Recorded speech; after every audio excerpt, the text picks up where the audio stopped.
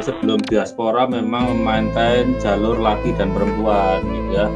Dan disebut Bani Yakub itu nggak cuma jalur laki-laki juga, jalur laki-laki aja, tapi juga jalur perempuan gitu.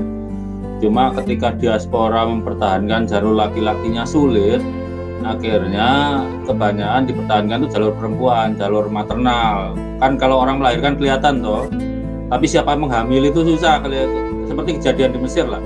Ketika mereka jadi budak, itu banyak yang dipakai mandor-mandor Mesir, makanya ada Yahudi grupnya E, itu banyak dari Mesir, E dan R.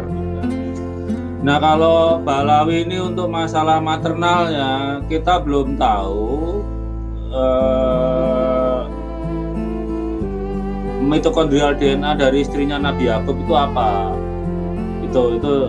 Jadi kalau dia dari sisi ibu masih batas dugaan, tapi kalau dari sisi ayah ya sudah boro-boro Nabi Ibrahim, Arab saja bukan.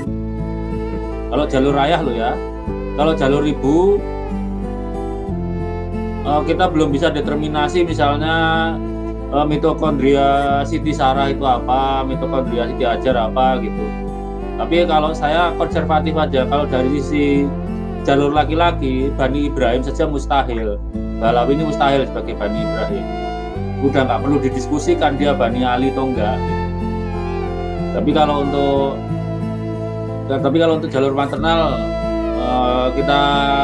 saya mungkin perlu baca-baca lagi. Tapi kalau yang Askenazi di Eropa itu memang dari empat ibu yang dari Timur Tengah gitu ya, dari wilayah Palestina Kanana itu sekarang. Kalau Balawi ini kira-kira 5.000 tahun lalu memang sekitar, saya lupa, bentar saya cek dulu ya. Saya cek dulu berapa ya tadi ya? Iya, termasuk itu Pak Sugeng, kenapa tidak mungkin itu dari tadi tidak mungkin bahwa masuk ke jalur Ibrahim ya? Ya karena jarak genetiknya dengan Bani Ibrahim itu terlalu jauh, sekitar 40.000 lah. Nabi Ibrahim kan umurnya bukan 40.000 tahun yang lalu, cuma sekitar plus minus 5.000-an lah. Jadi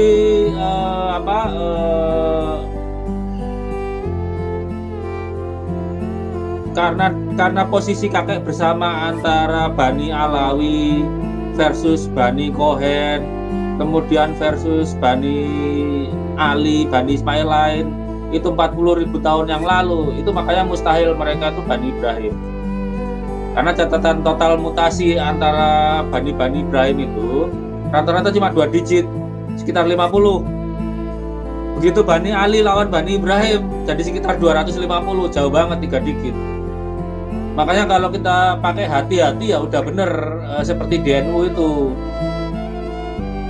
Tes DNA bisa dipakai untuk nolak nasab karena catatan beda mutasinya itu membuat mereka tertolak nasabnya. Kalau diterima nasabnya ya harus kombinasi antara genetika sama buku nasab. Iya. Kalau nolak ya udah nggak mungkin keturunan Nabi Ibrahim itu orang buku catatan beda mutasinya dengan Bani Ibrahim lain udah 3 digit kok. Kalau udah 3 digit kita merem aja udah pasti tertolak, itu nggak usah mikir.